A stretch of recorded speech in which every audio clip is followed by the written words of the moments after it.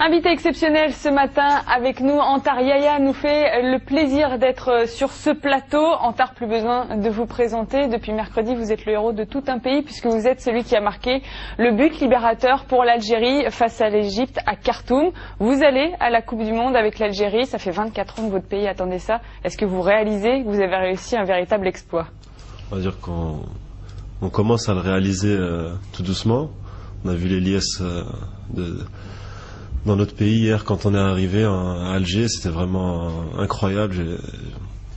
Je voyais aucun joueur dans notre équipe qui a vécu ça dans son passé.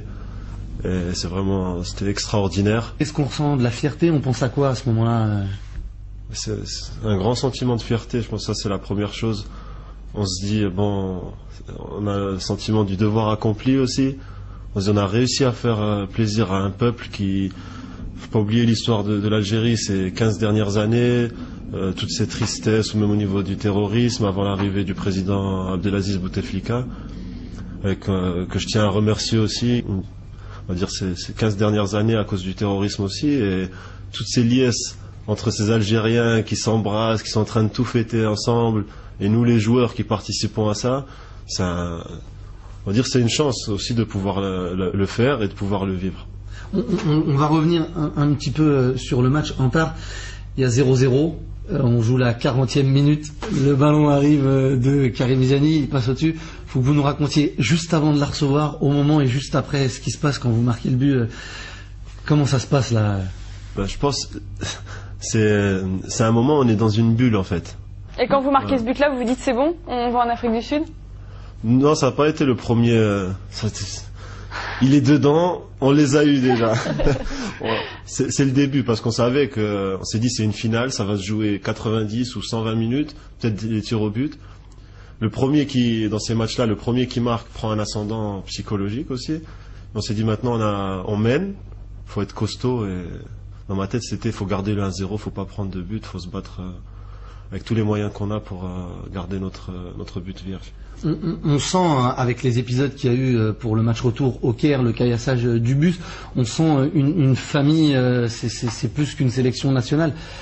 Vous avez hâte, j'imagine, de vous retrouver tous ensemble. Comment ça se passe dans le groupe? Ça vous a rendu plus fort cet épisode?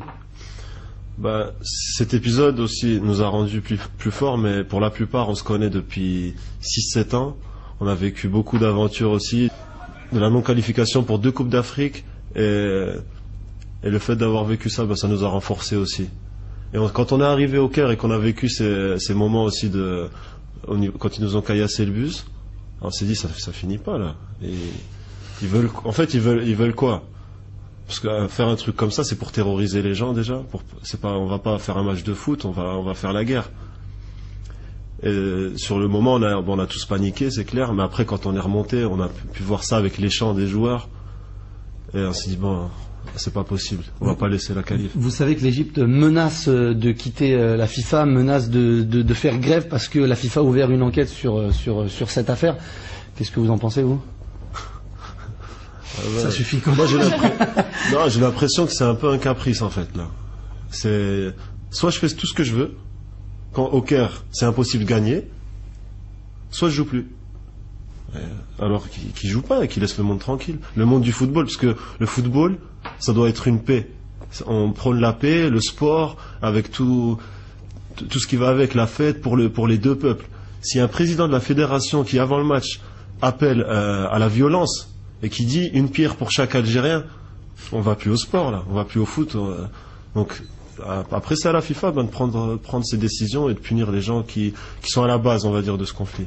Un mot sur la qualification de l'équipe de France. Je pense que vous savez que c'est très litigieux. Vous avez dû voir les images, la main de Thierry Henry. Est-ce que vous comprenez que ça fasse beaucoup parler, beaucoup polémiquer? Est-ce que vous, en tant que joueur, vous auriez eu une attitude différente de Thierry Henry, qui n'a pas dit à l'arbitre il y a main, qui a fait comme s'il y avait but en fait? Je pense sur le moment, l'action de jeu, Thierry Henry peut pas aller voir l'arbitre et lui dire j'ai fait une main. Je pense qu'il est concentré sur son match, il vient de marquer, il vient de faire la passe à Gallas. Après, je pense que c'est là aussi la FIFA et le corps arbitral doivent prendre. Moi, je serais pour le fait d'avoir soit un arbitre dans la surface de réparation, ou soit la vidéo, ça permettrait beaucoup d'erreurs de ne pas être commises et aussi faire de moins de malheureux et de moins de pertes parce qu'on sait que à cause d'un but on perd un match, il y a des pertes énormes et qu'on le gagne et qu'on va peut-être en Coupe du Monde. Eh bien merci beaucoup Antar d'être venu, vous revenez quand vous voulez, avant l'Afrique du Sud. Qui vous voulez avoir dans le groupe rapidement, qui vous voulez avoir dans le groupe à la Coupe du Monde? Si un jeu, on va dire en un seul mot, la France, ça serait on va dire la cerise sur le gâteau, parce qu'on pourrait donner une autre image avec un France-Algérie de ce qui s'est passé là en termes de rivalité sportive et on va dire de bonheur pour les deux peuples. Antar, si je vous dis une dernière chose, on va s'arrêter. Si je vous dis 1, 2, 3, si je vous dis 1, 2, 3. Vive l'Algérie. Voilà, merci. Merci beaucoup Antar d'être venu, vous revenez encore une fois quand vous voulez.